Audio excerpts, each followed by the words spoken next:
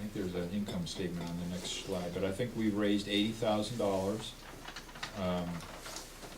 through January. It's half of the year, which is, and the reason I increased the budget was because we have more kids, and I believe we will reach that number, since we're already, I know we have quite a bit more than 80. And then the foundation grant, in December we budgeted $250,000 for foundation grants, and this month I've increased that to $350,000. The next slide. So this is a slide from the December presentation. Many charter schools start, like IPSO, which is a charter school that didn't actually happen in San Rafael, start out by raising money from charter foundations who give money for startup grants. And we didn't do that because we thought we'd have enough with the federal startup grant. We thought we would have enough ADA to not have to do that. But because our projected enrollment numbers were less than we projected, there's two holes created in the budget.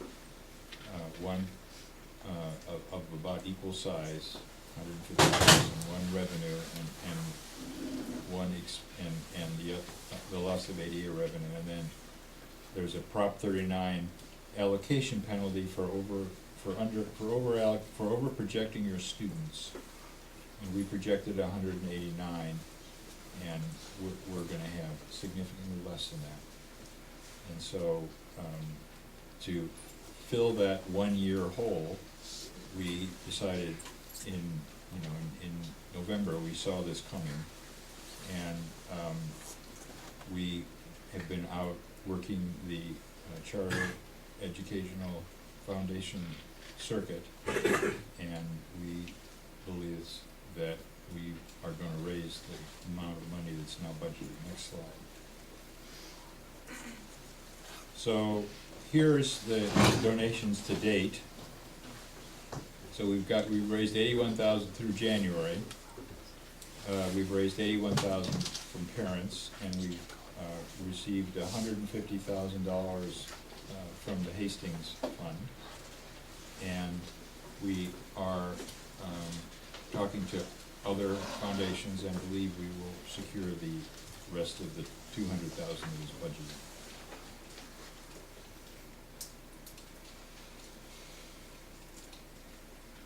Expenses. So expenses have gone up. So mainly from two sources. Compensation and benefits, and I'll come back to that later. I guess I'm going to run through all these individually. So this slide the point of this slide is, if you take the income, which is on the original slide, and the expense, you end up with $103,000 of operating income. You subtract $11,280, which is the shortfall we started the year with, and you come up with $91,752, which is 5% of our total expenses, which is the number because our MOU requires us to maintain as a reserve. You can see we showed the same 5% in the fall, in December, just on a smaller expense level. Next. So this is the enrollment summary that John was referring to. The top. This is all average enrollment at P2, and P2 is March 31st for us. So we were projecting 134 as an average number of kids. We're now projecting 136. I'm reducing the attendance percentage from 95.7 to 95, just to be conservative. So that comes out to a projected ADA of 129.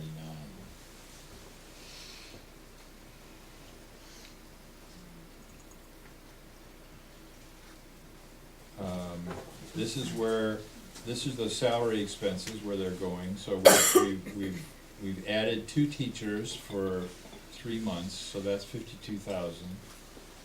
We are increasing our resources for special ed kids and for EL and intervention by 15,000.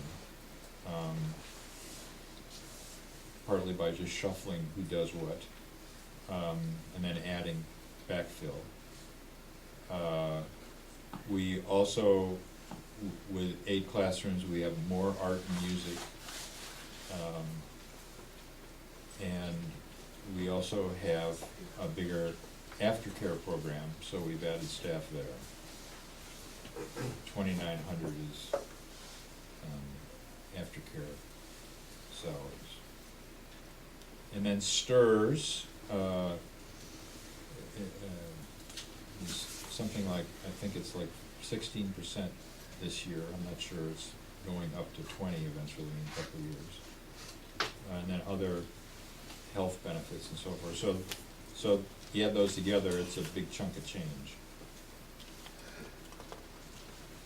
Next. Books and supplies, we didn't, although we increased the budget for textbooks and curriculum materials and art and music supplies and classroom furniture, luckily, we had money that was unspent in, when I did budget in December, we had the dust had not cleared on everything we'd purchased, so I didn't really know what the number was, so I didn't want to change the budget. But now that's all done, and we have a half year of custodial supplies.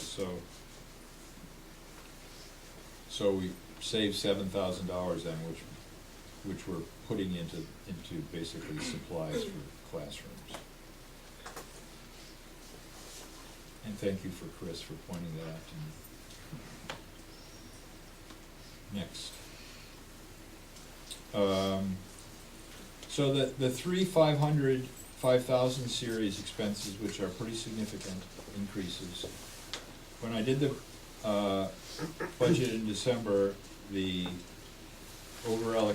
possible over-allocation penalty was calculated at 131. The number hasn't really changed, but what I learned between December and March was that the cutoff date for that is March 31st and not the end of the year, which is what I had thought in December.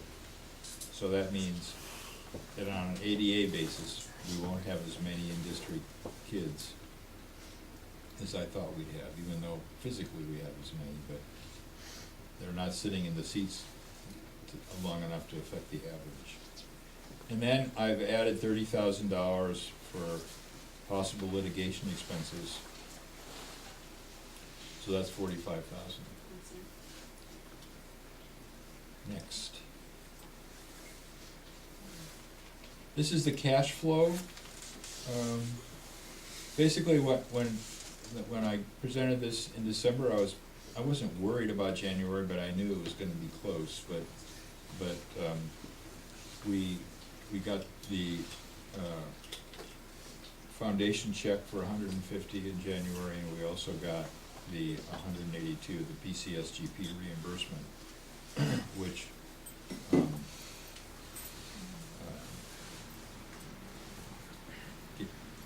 give us enough cash to be fine. So this is the top of the current year cash flow. You can see the beginning cash. It's the beginning cash in one month is the ending cash in the previous month. You can see that we are okay. That's assuming we get $100,000 in April and $50,000 in March and in May and $50,000 in June from the foundation or foundations. But the other revenue, I'm pretty confident, it's pretty baked in now. And I think that's one more slide probably, which is just the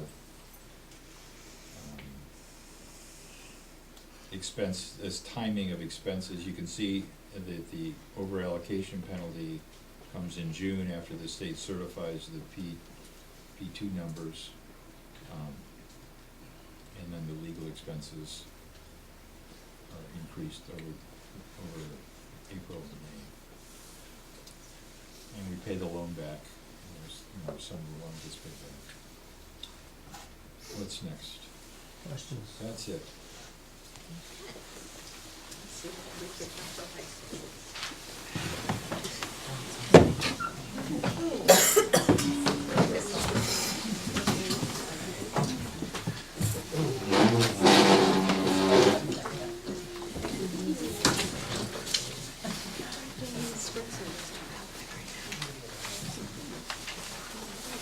Okay, so let's start by seeing if there's any questions at the board level about the budget.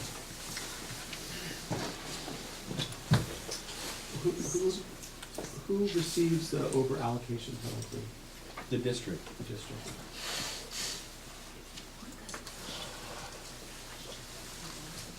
Anyone else? Okay, so I think we're gonna go out for public comment then, and can I see a show of hands how many people have questions about the budget? 1, 2, 3, 4.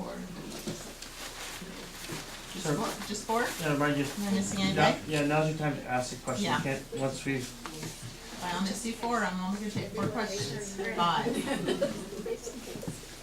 6? No, 5. Not interested. Okay, so we'll just start over here. So, John Peasy, Sansoma. First, I want to thank Con, who was up late last night and answered a lot of my questions. I appreciate that very much. You went above and beyond, and it helped me with some of the things that I wasn't following, so I appreciate that very much. I'm curious about just one area of the budget, somewhat tangential, but I think relevant, which was, there's a fair amount of grant money that's been received. There's grant money that's gonna be pursued. Looks like you need it. I'd like a little bit of perspective about why that wasn't an agended item on any of the prior board meetings, and who on the board and the staff has been working on the fund work, and why the board did not approve $150,000 received in any of the public meetings. A little curious about why we're not dealing in public about the grant money and the funds. Those would seem to be board matters that should be discussed here in the public. And so I'm just curious as to the state of affairs of that, structure of that, who's leading and organizing that, what conversations are occurring, and again, why we're not talking about it here. It's critical to the budget, right? Without the $300,000, the school's not solvent. I think that's clear in the cash flows. So you needed the money. So the board must have discussed this. It's critical. You're fiduciaries. So I'm very, very concerned as to why that wasn't a public forum discussion. That's an assumption you're making. No, I'm just looking back at the previous agendas, Yeah, going okay. back I to just July. I just wanna, We'll I'm answer not, it I'm at not the making an end. accusation, I'm just making a point of fact. I'll Statement of answer fact. Let's you. do them all Yeah. at the end. It's Okay. not an agended item on any of the prior discussions, and I think most of us have Alright. been in a lot of these meetings we haven't heard this topic being discussed in public. I just Alright. wanna understand it. Got your 2 minutes. Thank you. Stephen, I was just curious if RBC doesn't receive the foundation money, or you had the 100K in April and then 50K in May. If those don't receive those at that time period, what happens? Is the school still solvent or have enough backlog? What happens if RBC doesn't get it? All right. I just wanted you to restate who you received the $150,000 grant from. The Hastings Fund. Okay, thank you. Yes, why can't I say? I'll receive. No, okay. And just one person. I have one. Okay, sorry. Yeah, so, can you just, you had a quick question, John, about the over-allocation penalty. So if you could just, remind the group what that is, what the time frame is, why that's due. And then a second question related to what Christy talked about earlier. I think one of the curiosities from the public is, the nature to which you're looking for space. Like, are you working with a broker? I know you talked about you know, the cost per square foot, so like where, like, how active is that search? And is that something that you think is viable, if not for this year, potentially for the following year, to find your own space? Okay, thank you. All right, I'm gonna bring it back up, then close public comment and bring it back up to the board level. Do you wanna try to answer any of those Yeah, questions? so, Okay. in the December meeting, I don't know if you're here or not, but the, grant conversation, it was in the, obviously, it was in the budget. That slide talking about the grant was in that presentation. Clearly the board knows about the grant, the pursuing of the grant. They approved the budget that requires pursuing the grant. So to say that it's not transparent and not public is, I'm saying you accepted money from the Hastings Fund. Did the What- board ever vote on whether to take that money? the board's not Or ever gonna, discuss it in public? I don't think so. no, we said we're gonna go out and raise money. So we don't, I don't think no, it didn't, and I don't think it needs to. What's a different perspective? But you're saying Alright. the board did not discuss that. All right. Well, we discussed it in the Yeah. December meeting, we did discuss The it. Hastings you wouldn't grant. talk about No, it. the fact that we were gonna go out and raise money. No, I get that, but then you actually did. You had to file for a grant. Well, you had to okay, receive- I'm just From gonna ask- December to now, you We didn't got talk your- about we it. actually got your Email that question. question. Yeah, yeah. I mean, this is borderline I Brown think- Act violation, I right, think- if it did occur, Yeah. so. So what I wanna say is, Violation. this is the first board meeting that we've had since the grant money was received, first of all. Right, So tonight is the first opportunity Who that voted we've on had this? to accept that into our budget as a receivable. so you've had no prior discussions about it as a board. Well, we discussed grants back in December, but Which we you didn't said you wouldn't talk discuss about. this specific Right. one. So that's like, And so that's the last moving we've heard along, about this here. you know, I mean, moving along it's to a the serious questions of topic. who's involved, you know, we're not gonna answer those questions. Okay, Well, that's Because what we're on. that's, You have to. because, it's our belief that this community, if it knows what we're doing and who we're talking to, it's our belief, rightly or wrongly, that that will affect our ability to raise the money. So we are happy to tell you about the money. What are you talking about? Yeah. You're wasting my, that's my money, though. Excuse No, me? it's not your money. No. Yes, it's a Well, public let- school. okay. No. So- My- Excuse my me. students Stop are here. interrupting or we'll stop answering I questions. think we should stop answering questions for a Okay. moment. We're gonna pull it back up to the board and we're gonna have our final board discussion on this item. And then we will move forward on with our agenda, so. Clearly. okay. Clearly, we need people to adhere to the rules that we set, and if they don't, we're going to move forward with our. I would like to discussion. answer his question about, Go ahead. it's an over projection penalty in the Prop 39 regulations, which is an incentive for charter schools not to over project. If they do over project and they don't make their target, and ours was 181.88 for last year. If they don't make it, there's a penalty laid out in the regulations. Okay. And so that's payable back to the district? Yeah. How much is, I didn't see it in the, was it in the? You know, we're, Less than ADA. whether it ends up being paid or not's another question, but in terms of the budgeting, for the budgeting of it, we are budgeting 150,000. About 2,000 per So that's about 75 ADA. Okay. But you're saying it may not be paid? Well, I'm just saying, I'm not saying it's gonna be paid, I'm just saying we're budgeting for it. That's what this statement is, it's a budget item. Okay. All right, So in other words, Con, you're saying the plan is we're paying that amount of money. Well, we are budgeting for it, Budget. because it's a worst-case scenario, and we can't not budget for it. Right. Whether we end up, what ends up happening, we'll see. But, We have planned accordingly. yes. And Okay. what's the final trigger that determines whether it's owed or not? From your reporting perspective? I'm just saying, you can go look at the regulations, and you can see what it says, or you can read our Prop 39, our facilities use agreement with the district, you can see what it says. It's all laid out. It's the enrollment as of a specific date called P2, which is Okay. March 31st. Okay. Right. So our average in-district ADA is of March 31st. Okay. Okay, so I'd like to see if there are any other questions at the board level regarding the budget revision and financials. Seeing no one, is there a motion for approval? I move to approve the budget. Second. Okay. So John and Chris, all those in favor? Aye. Any opposed? Okay. Our next item on our agenda is our LCAP development process and the development timeline. And I believe you are presenting that? Yep, Okay. so which is somewhat related to the budget. Basically, just kind of do a brief recap of the LCAP. That a few years ago, Jerry Brown and Co. decided to redo how schools are funded in California, and I think for the better. In really giving schools and school districts more leeway in how to spend the money.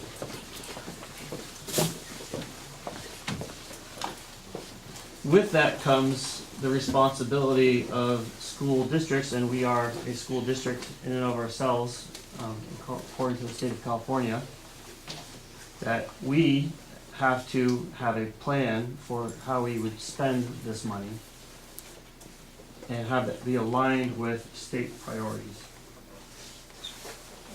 So just at the basic level, for most school districts, that there's a per student base amount. And that changes for grade levels and stuff like that, but as a charter school, it's slightly different for us. But really what this plan is there's a few steps that we need to take, because it's really a public plan with our school and our parent body, that there needs to be involvement for good reason with our parents and how this money is spent. So last year we had a plan drafted, and I'll share what the three main goals are from that plan from last year.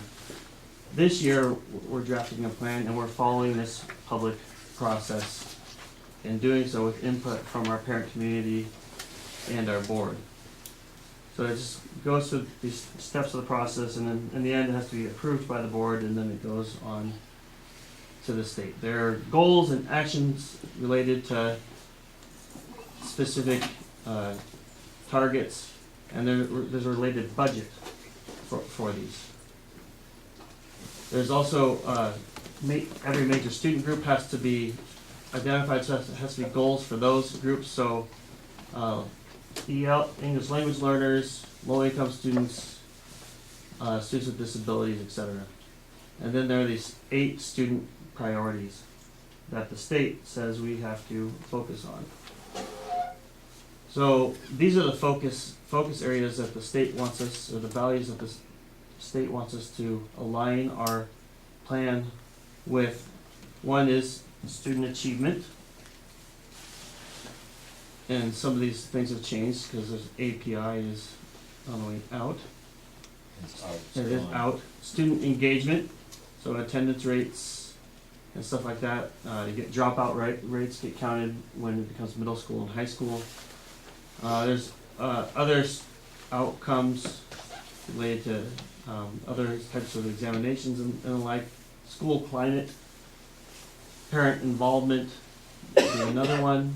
Basic services, so if teachers are misassigned, so if they're not, credentialed for their position. Implementation of the Common Core state standards, and course access, making sure that students have access to a full curriculum. So again, these are broadly for K and middle and high school, so there's some things that align better with elementary schools. Like the dropout rate doesn't really count for us. So really there are 3 buckets. One's conditions of learning, so making sure that we have a school in good standing order, we have highly qualified teachers, we have materials that are aligned with the state standards, and that they're getting all the subject areas as required by the state. The next bucket is student outcomes, so performance on standardized tests is looked at by the state. Looking at students who are college and career ready, again, that is more in line with middle school and high school, but that's also part of our job is to get kids ready for middle school. English learner classification rate, and there's another agenda item where we're gonna talk about reclassification of English language learners. Pass rate on advanced placement exams doesn't apply to us because thankfully third graders don't take advanced placement exams, as a former advanced placement teacher. Student outcomes in all core curriculum areas. And then the last is engagement, which is attendance rates, suspensions and expulsions, which we have none so far.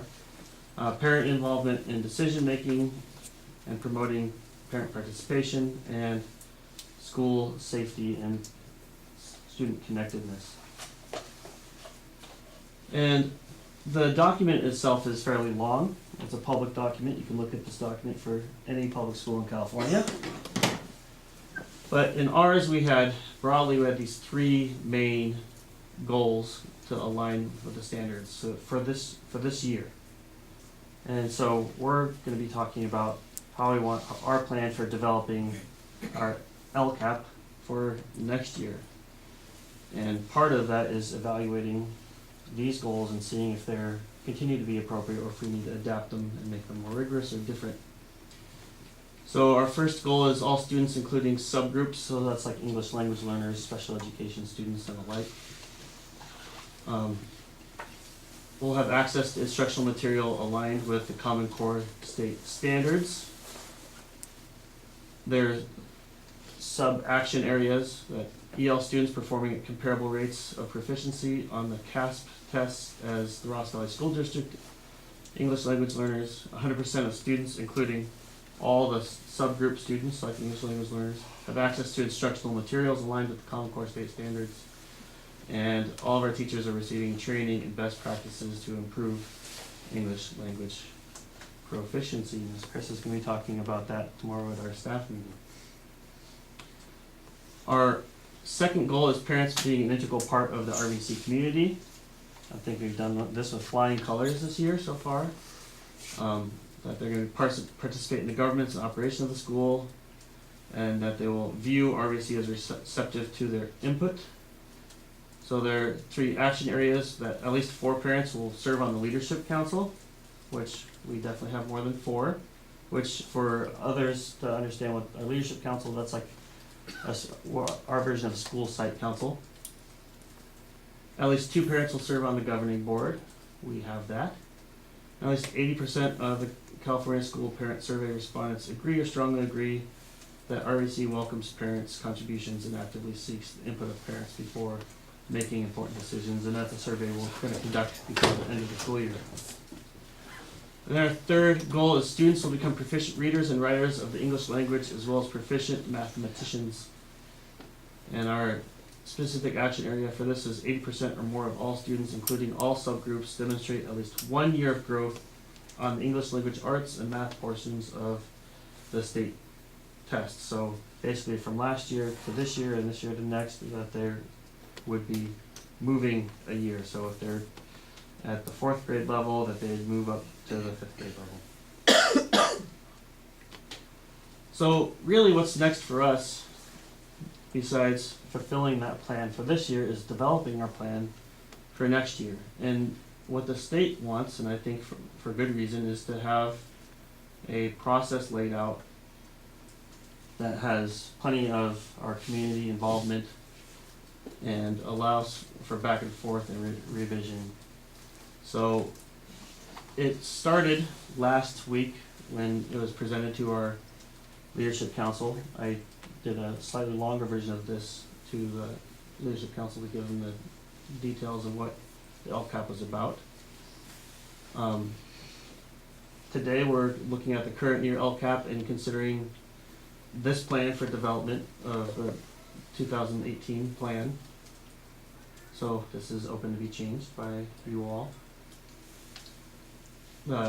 I'm suggesting that we have our teaching staff reviewing the LCAP in a upcoming teacher meeting and provide suggestions for the upcoming school year. And then moving into April, moving it back to our leadership council to review and suggest draft revisions, and coming back to the board and the board discussing these suggestions from the parents.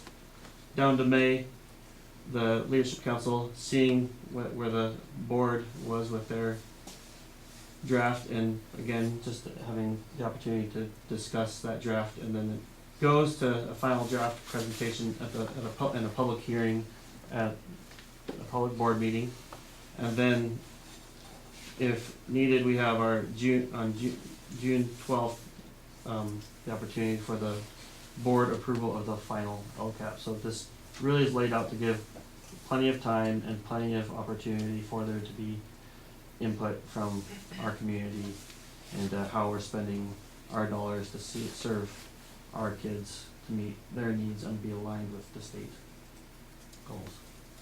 And then the budget needs to follow the plan. Yeah, and there's a budget that's associated with this, so there's dollars that go with each element of the plan. So if we're gonna target English language learners, there are dollars that follow that. So if we're paying somebody to provide intervention for English language learners, then there are dollars associated with that, so that affects the budget.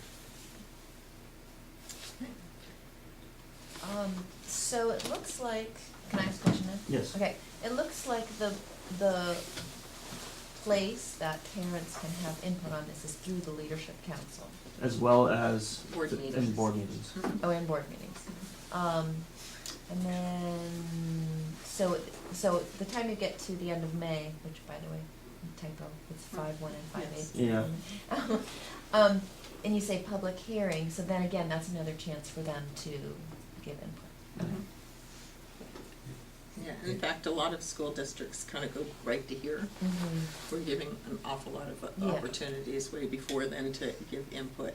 And I'm assuming that parents will be told through newsletters and things that this is your chance to, And they can come to our Chime in. leadership council meetings and right, chime in. and teachers as well. And then we're gonna make sure, we have our diversity and inclusion committee, which right now we're not required to have an ELAC, an English Language Advisory Committee, because we don't quite have the numbers of students as required by the state. But we're gonna have our diversity and inclusion committee start transforming into an ELAC to make sure that we're really accountable for our English language learning And families. it would be good to document their involvement in Yes. reviewing this plan and put them in the schedule as Just well. specifically label that. And is there, I'm thinking of other, groups, special ed, is there a way for, or is that just part of the general review? And right now, for our diversity and inclusion committee has a special Okay. education component to that. That's, by diversity and inclusion, we're looking at everybody. Right.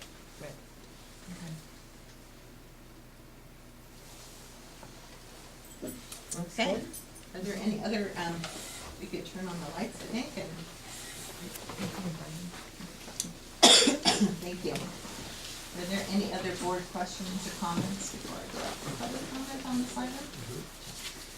I guess I'm just wondering, Luke, were you expecting that we would, as board members, make kind of comments at this point about where it should be headed for the new plan, or would that only be later after? I think that'd be later. I think, there's opportunity at this time to do that, but that time wasn't really structured for that.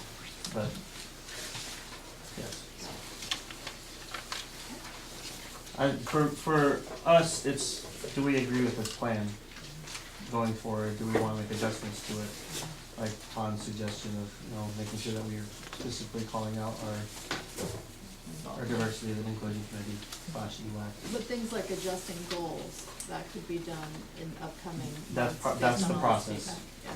That's in the process.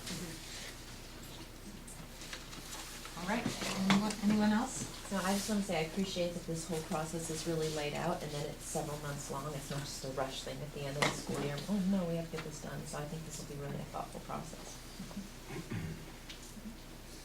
Okay, so I am going to go out for public comment on this item, and I'd like to remind everybody that we do want to participate with the public.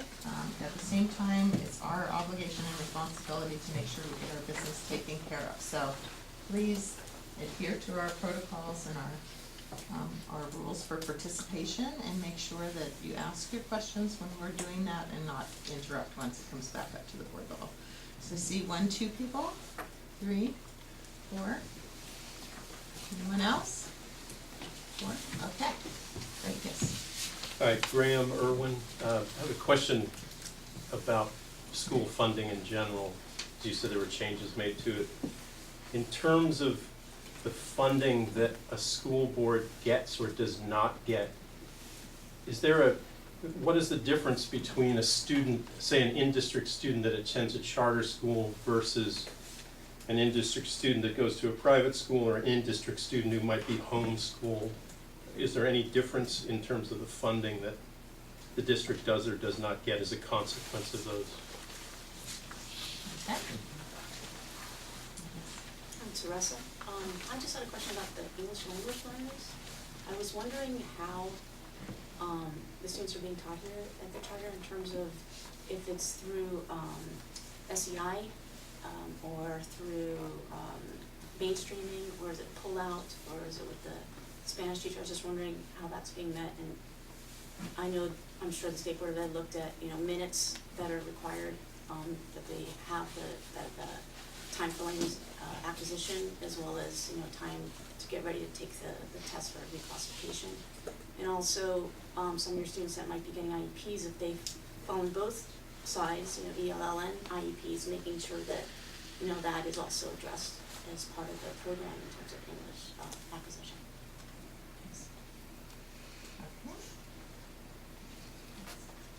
So this is maybe more of a philosophical question, but I'm wondering, how is local control defined if a charter is denied by the actual locally elected officials but approved by an appointed state board?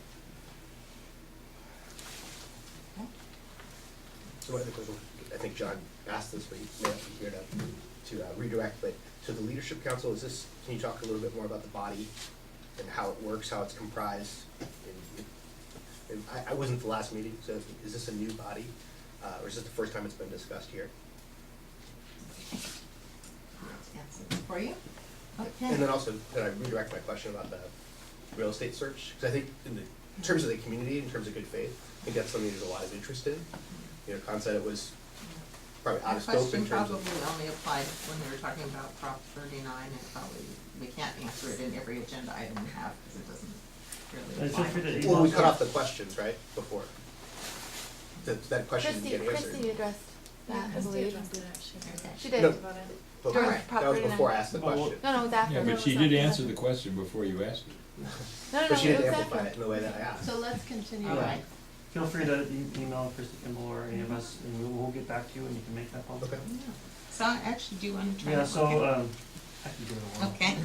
Okay, So school funding, so if a student goes to Brookside, then that state money goes to, and federal money goes to the Ross Valley School District. If a student